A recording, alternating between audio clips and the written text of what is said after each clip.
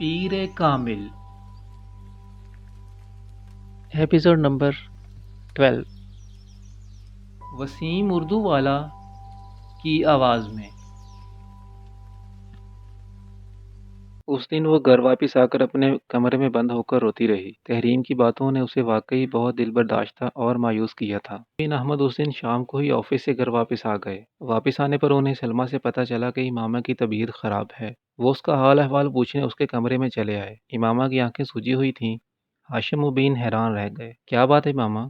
انہوں نے امامہ کے قریب آ کر پوچھا۔ وہ اٹھ کر بیٹھ گئی اور کچھ بہانہ کرنے کی بجائے بے اختیار رونے لگی۔ ہاشم کچھ پریشان ہو کر اس کے قریب بیڈ پر بیٹھ گئے۔ کیا ہوا امامہ؟ تحریم نے آج اسکول میں مجھ سے بہت بدتمیزی کی ہے، اس نے روتے ہوئے کہا۔ ہاشم مبین نے بے اختیار ایک اطمینان بھری سانس لی۔ پھر کوئی جھگڑا ہوا ہے تم لوگوں میں؟ بابا آپ کو نہیں پتا اس نے میرے ساتھ کیا کیا ہے؟ امامہ نے باپ کو مطمئن ہوتے دیکھ کر کہا۔ بابا وہ باپ کو تحریم کے ساتھ ہونے والی تمام گفتگو بتاتی گئی۔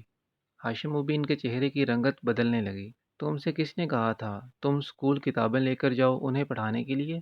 انہوں نے امامہ کو ڈانٹتے ہوئے کہا۔ میں ان کی غلط فہمیاں دور کرنا چاہتی تھی، امامہ نے قدرے کمزور لہجے میں کہا۔ تمہیں ضرورت ہی کیا تھی کسی کی غلط فہمیاں دور کرنے کی؟ وہ ہمارے گھر نہیں آتی تو نہ آئیں، ہمیں برا سمجھتی ہیں تو سمجھتی رہیں، ہمیں اس سے کیا فرق پڑتا ہے؟ ہاشم مبین نے اسے سمجھاتے ہوئے کہا۔ مگر اب تمہاری اس حرکت سے پتہ نہیں وہ کیا سمجھے گی، کس کس کو بتائے گی کہ تم نے اسے وہ کتابیں دینے کی کوشش کی؟ خود اس کے گھر والے بھی ناراض ہوں گے۔ امامہ ہر ایک کو یہ بتاتے نہیں پھرتے کہ تم کیا ہو، نہ ہی اپنے فرقے کے بارے میں بحث کرتے ہیں۔ اگر کوئی بحث کرنے کی کوشش بھی کرے تو ہاں میں ہاں ملا دیتے ہیں، ورنہ لوگ خواہ مخواہ فضول طرح کی باتیں کرتے ہیں اور فضول طرح کے شبہات میں مبتلا ہوتے رہتے ہیں، انہوں نے سمجھایا۔ مگر بابا آپ بھی تو بہت سارے لوگوں کو تبلیغ کرتے ہیں، امامہ نے کچھ الجھے ہوئے انداز میں کہا۔ پھر مجھے کیوں منع کر رہے ہیں؟ میری بات اور ہے، میں صرف انہی لوگوں سے مذہب کی بات کرتا ہوں جن سے میری بہت بے تکلفی ہو چکی ہوتی ہے، اور جن کے بارے میں مجھے یہ محسوس ہو کہ ان پر میری ترغیب اور تبلیغ کا اثر ہو سکتا ہے۔ میں 2-4 دن کی ملاقات میں کسی کو کتابیں بانٹنا شروع نہیں ہو جاتا، ہاشم مبین نے کہا۔ بابا ان سے میری دوستی 2-4 دن کی نہیں ہے، ہم کئی سالوں سے دوست ہیں، امامہ نے اعتراض کیا۔ ہاں مگر وہ دونوں سید ہیں اور دونوں کے گھرانے بہت مذہبی ہیں، تمہیں یہ بات ذہن میں رکھنی چاہیے تھی۔ میں نے تو صرف انہیں اپنے فرقے کے بارے میں بتانے کی کوشش کی تھی تاکہ ہمیں وہ غیر مسلم تو نہ سمجھیں، امامہ نے کہا۔ اگر وہ ہمیں غیر مسلم سمجھتے ہیں تو ہمیں بھی کیا فرق پڑتا ہے، وہ خود غیر مسلم ہیں، ہاشم مبین نے بڑی عقیدت سے کہا۔ وہ تو خود گمراہی کے راستے میں ہیں۔ بابا وہ کہہ رہی تھیں کہ آپ کو غیر ملکی مشن سے روپیہ ملتا ہے، NGO سے روپیہ ملتا ہے تاکہ آپ لوگوں کو ہمارے فرقہ کا پیروکار بنائیں۔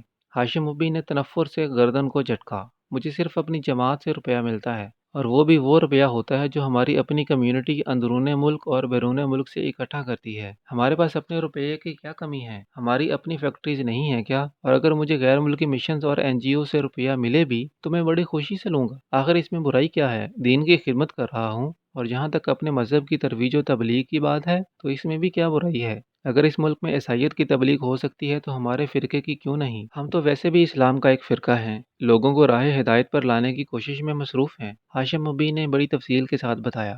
مگر تم لوگوں سے اس معاملے پر بات مت کیا کرو، اس بحث مباحثے کا کوئی فائدہ نہیں ہوتا۔ ابھی ہم لوگ اقلیت میں ہیں، جب اکثریت میں ہو جائیں گے تو پھر اس طرح کے لوگ اتنی بے خوفی کے ساتھ اس طرح بڑھ بڑھ کر بات نہیں کر سکیں گے، پھر وہ اس طرح ہماری تذلیل کرتے ہوئے ڈریں گے۔ مگر فی الحال ایسے لوگوں کے منہ نہیں لگنا چاہیے۔ بابا آئین میں ہمیں اقلیت اور غیر مسلم کیوں قرار دیا گیا ہے؟ جب ہم اسلام کا ایک فرقہ ہے تو پھر انہوں نے ہمیں غیر مسلم کیوں ٹھہرایا ہے؟ امامہ کو تحریم کی کہی ہوئی ایک اور بات یاد آئی۔ یہ سب مولویوں کی کارستانی تھی، اپنے اپنے مقاصد کے حصول کے لیے وہ سب ہمارے خلاف اکٹھے ہو گئے تھے۔ ہماری تعداد بھی زیادہ ہو جائے گی تو پھر ہم اپنی مرضی کے قوانین بنوائیں گے اور اس طرح کی تمام ترمیمات کو آئین میں سے ہٹا دیں گے، ہاشم مبین نے پرجوش انداز میں کہا۔ اور تمہیں اس طرح بے وقوفوں کی طرح کمرے پہ بند ہو کر رونے کی ضرورت نہیں ہے، ہاشم مبین نے اس کے پاس اٹھتے ہوئے کہا۔ امامہ انہیں وہاں سے جاتے ہوئے دیکھتی رہی۔ تحریم کے ساتھ وہ اس کی دوستی کا آخری دن تھا، اور اس میں تحریم سے زیادہ خود اس کا رویہ وجہ تھا۔ وہ تحریم کی باتوں سے اس حد تک دل برداشتہ ہوئی تھی کہ اب تحریم کے ساتھ دوبارہ پہلے جیسے تعلقات قائم رکھنا اس کے لیے مشکل ہو گیا تھا۔ خود تحریم نے بھی اس کی اس خاموشی کو پھلانگنے یا توڑنے کی کوشش نہیں کی۔ ہاشم مبین احمد احمدی جماعت کے سرکردہ رہنماؤں میں سے ایک تھے۔ ان کے بڑے بھائی اعظم مبین احمد بھی جماعت کے اہم رہنماؤں میں سے ایک تھے۔ ان کے پورے خاندان میں سے چند ایک کو چھوڑ کر باقی تمام افراد بہت سال پہلے اس وقت قادیانیت اختیار کر گئے تھے جب اعظم مبین احمد نے اس کام کا آغاز کیا تھا۔ جن لوگوں نے قادیانیت اختیار نہیں کی تھی وہ باقی لوگوں سے قطع تعلق کر چکے تھے۔ اپنے بڑے بھائی اعظم مبین کے نقش قدم پر چلتے ہوئے ہاشم مبین نے بھی یہ مذہب اختیار کر لیا۔ اعظم مبین ہی کی طرح انہوں نے اپنے مذہب کے فروغ اور تبلیغ کے لیے کام کرنا بھی شروع کر دیا۔ 10-15 سالوں میں وہ دونوں بھائی اس تحریک کے سرکردہ رہنماؤں میں شمار ہونے لگے۔ اس کی وجہ سے انہوں نے بے تحاشا پیسہ کمایا اور اس پیسے سے انہوں نے سرمایہ کاری بھی کی، مگر ان کی آمدنی کا بڑا ذریعہ تحریک کی تبلیغ کے لیے میسر ہونے والے فنڈز ہی تھے۔ ان کا شمار اسلام آباد کی ایلیٹ کلاس میں ہوتا تھا۔ بے تحاشا دولت ہونے کے باوجود ہاشم اور اعظم مبین کے گھر کا ماحول روایتی تھا۔ ان کی خواتین باقاعدہ پردہ کیا کرتی تھیں، مگر اس کا مطلب یہ نہیں تھا کہ ان کی خواتین پر ناروا پابندیاں یا کسی قسم کا جبر روا رکھا گیا تھا۔ اس مذہب کی تعلیم کا تناسب پاکستان میں کسی بھی مذہب کے مقابلے میں ہمیشہ ہی زیادہ رہا ہے۔ ان لوگوں نے اعلیٰ تعلیم بھی معروف اداروں سے حاصل کی۔ امامہ بھی اسی قسم کے ماحول میں پلی بڑھی تھی۔ وہ یقیناً ان لوگوں میں سے تھی جو منہ میں سونے کا چمچہ لے کر پیدا ہوتے ہیں، اور اس نے ہاشم مبین کو بھی کسی قسم کے مالی مسائل سے گزرتے نہیں دیکھا۔ یہی وجہ تھی کہ اس کے لیے تحریم کی یہ بات ناقابل یقین تھی کہ اس کے خاندان نے پیسہ حاصل کرنے کے لیے یہ مذہب اختیار کیا۔ غیر ملکی مشنز اور بیرون ملک سے ملنے والے فنڈز کا الزام بھی اس کے لیے ناقابل قبول تھا۔ وہ یہ بات اچھی طرح جانتی تھی کہ ہاشم مبین اس مذہب کی تبلیغ اور ترویج کرتے ہیں اور تحریک کے سرکردہ رہنماؤں میں سے ایک ہیں، مگر یہ کوئی خلاف معمول بات نہیں تھی۔ وہ شروع سے ہی اس سلسلے میں اپنے تایا اور والد کی سرگرمیوں کو دیکھتی آ رہی تھی۔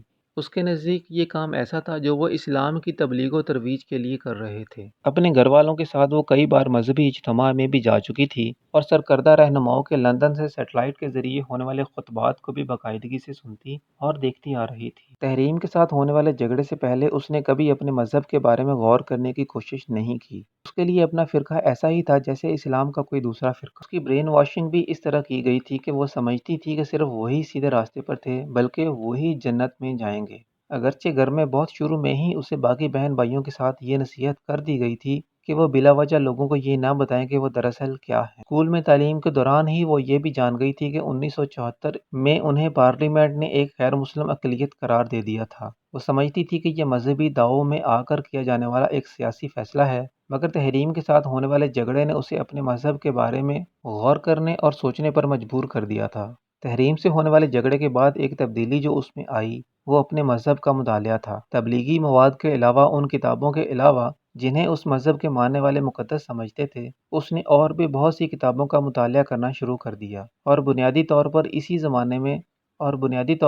زمانے میں اس کی الجھنوں کا آغاز ہوا۔ مگر کچھ عرصہ مطالعہ کے بعد اس نے ایک بار پھر ان الجھنوں اور اضطراب کو اپنے ذہن سے جھٹک دیا۔ میٹرک کے فوراً بعد اسجد سے اس کی منگنی ہو گئی۔ وہ اعظم مبین کا بیٹا تھا۔ یہ اگرچہ کوئی محبت کی منگنی نہیں تھی، مگر اس کے باوجود امامہ اور اسجد کی پسند اس رشتے کا باعث بنی تھی۔ نسبت طے ہونے کے بعد اسجد کے لیے امامہ کے دل میں خاص جگہ بن گئی تھی۔